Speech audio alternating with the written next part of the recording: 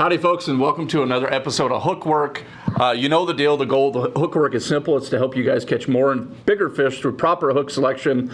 And Hook Work is no longer just this big freckled guy talking about fish hooks.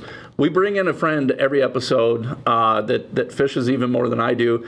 And this week, we're bringing in somebody that doesn't need an introduction. As soon as Stefan brings him in, you're going to know exactly who it is. Mr. Jason Christie, how you doing? I'm doing great. How are you guys doing? We're doing good now that we got all the technical stuff out of the way and we can talk fishing.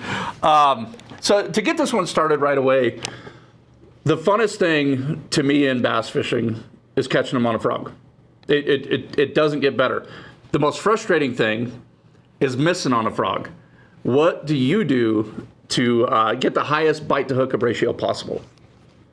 You know, This is a really long answer to be specific. I hear people talk a lot about how many fish they miss on a frog, and it's frustrating. I really don't miss that many, and you have to think about other topwater baits. Say if you were throwing a popper or a spook, I don't think it's any different. I think these fish that bite topwaters, if you get in their personal space, a lot of times they don't come up there to eat it.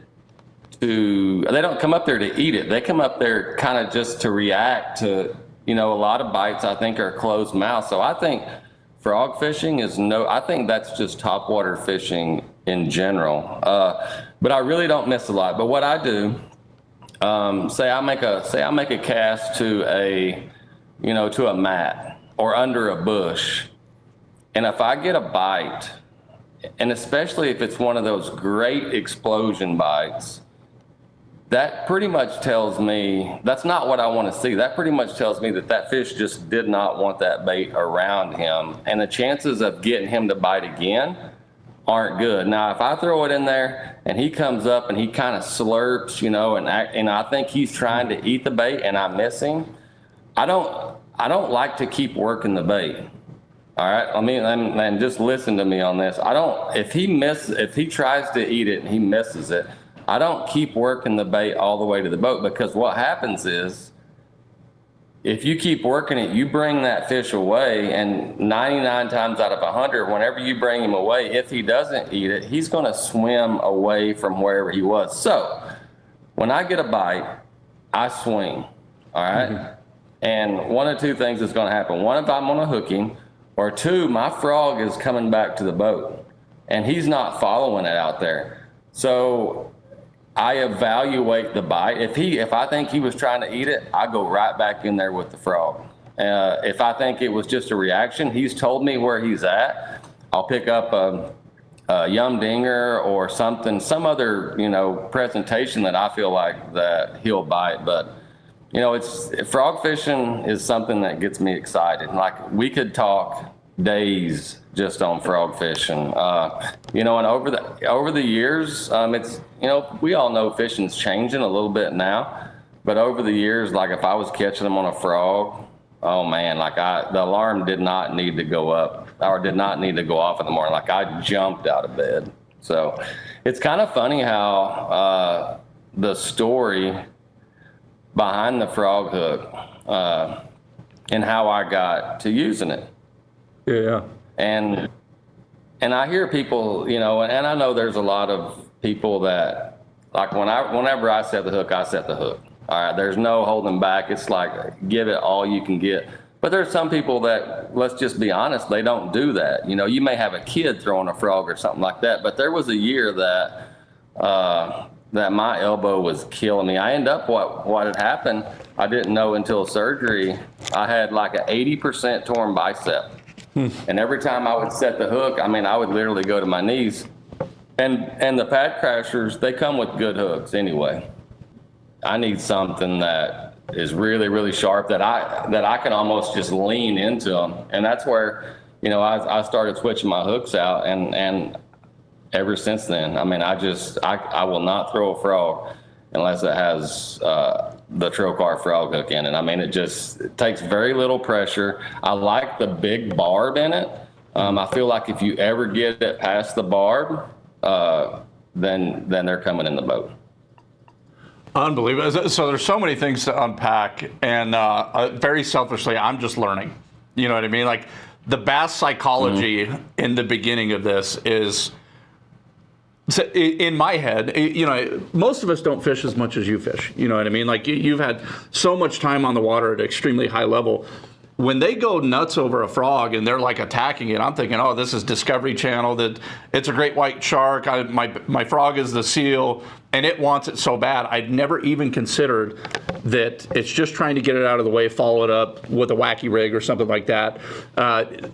So my tournament brain is now, I think I'm sharper for listening to you, which I really appreciate on a personal level. Yeah. And the other one, I've done that for 20 years where, you know, you get a little bump or whatever, you know, it's not a full-blown toilet flush, but you know it wants it.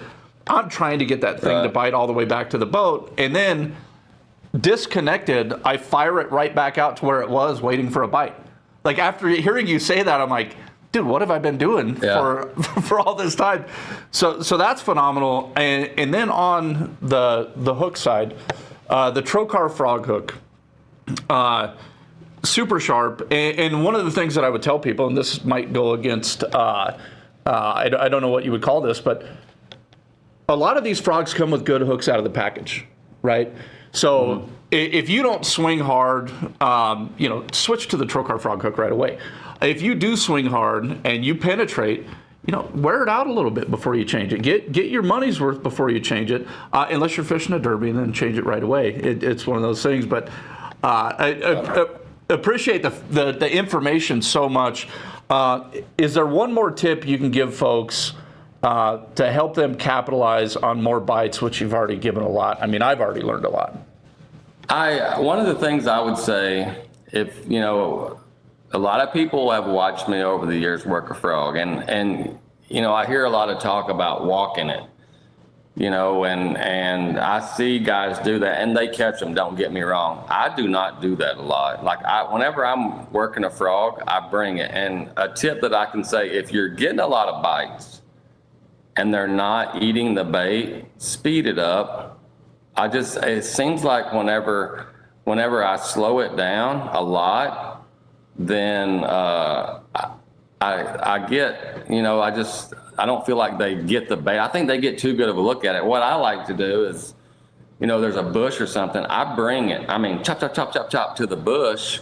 And then whenever I get there, I walk it like 2 or 3 times, which I think makes him react, because it's like a cat. You've changed his cadence.